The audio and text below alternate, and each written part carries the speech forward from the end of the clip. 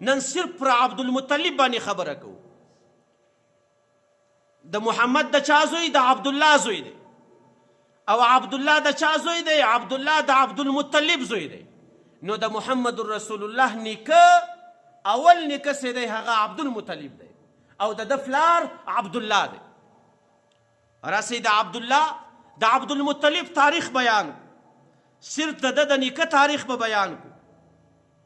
عبدالمطلب ته الله تعالی کم خصوصیات ورکړي وو او عبدالمطلب ته عبدالمطلب ولې ویل کیږي دغه وجه به موږ سره ووایو.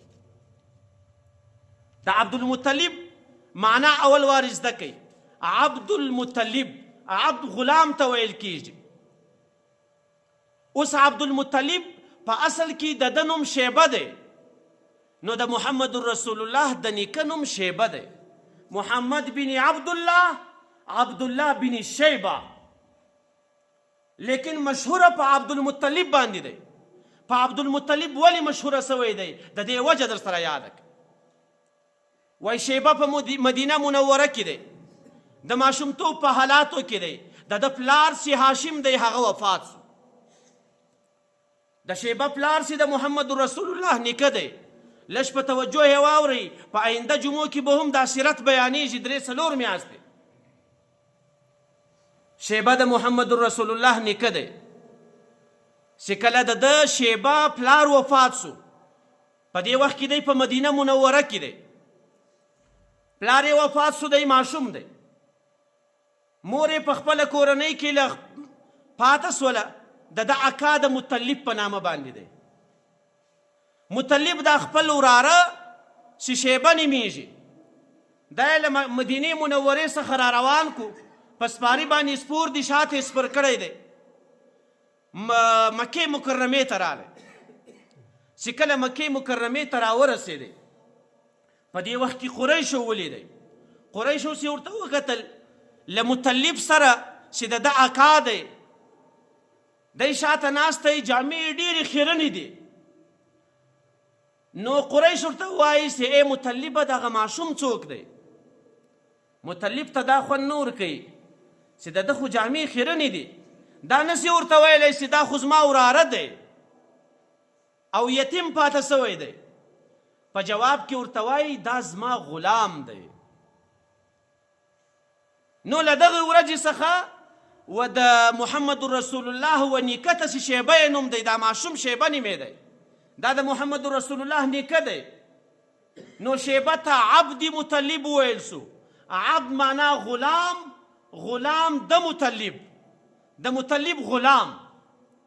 نو په مکه کې په دې باندې مشهوره سو چې شیبه د چا غلام دی؟ د مطلب غلام دی. نو د ده نوم عبدالمطلب سو. اوس موږ شجره ذکر کوو چې محمد بن عبدالله.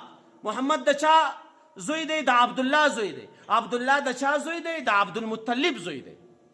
لیکن د عبدالمطلب خپل ذاتی نوم چې مور و پلار باندې ایښی دی هغه شیبه و. عبدالمطلب په دې نامه باندې مشهوره سو چې د ده غلام دی. چې کله مطلب و کور ته راورسېدی، ده ته یې ښه جامې ور واغوستلې، ښې ښایسته کو. بیا چې د باندې راووتی، بیا قریش پوښتنه ځینې کوي چې دا څوک دی؟ دی ورته وایي دغه زما وراره دی. هلته خو د ده جامې خیرنې دي، یتیم پاته سوی دی، ځکه دی د غلام په نامه ورته وایي. د عبدالمطلب ته الله تعالی دومره شایست ورکړی و چې په ټولو قریشو کې داسې شایست بیا نه و. الله تعالی قوتمن انسان پیدا کړی و. اوس خو د محمد رسول الله د نسب سلسله رانږدې ده، ځکه له مطلب څخه عبدالله پیدا کیږي، له عبدالله څخه بیا سردار دو جهان محمد رسول الله پیدا کیږي. نو الله تعالی په ده کې هم د محمد رسول الله خصوصیات شي دي. هغه خصوصیات کم خصوصیات دي. یو خصوصیت خو د ده دا و چې کله ده واده وکړو، مشر سو، بچیان یې سو، ده به خپل بچیان له ګناه څخه راګرځول. او بیا چې کله دی په مکه مکرمه کې سردار وټاکل سو، د غلو لاس به دور پرې کوئ او سترګې به یې غلط ځای نه یې استعمالولې. ګوره دا هغه ټول هغه شیان دي چې الله تعالی بیا په قرآن کریم کې هم بیان کړی دی. د محمد رسول الله په اسلام او په دین کې هم دا شیان راغلي دي. نو د محمد رسول الله د نسب د پیدایش وخت را نږدې کېږي. عبدالمطلب چې په دې وخت کې دلته په مکه شریفه کې وخت تېروي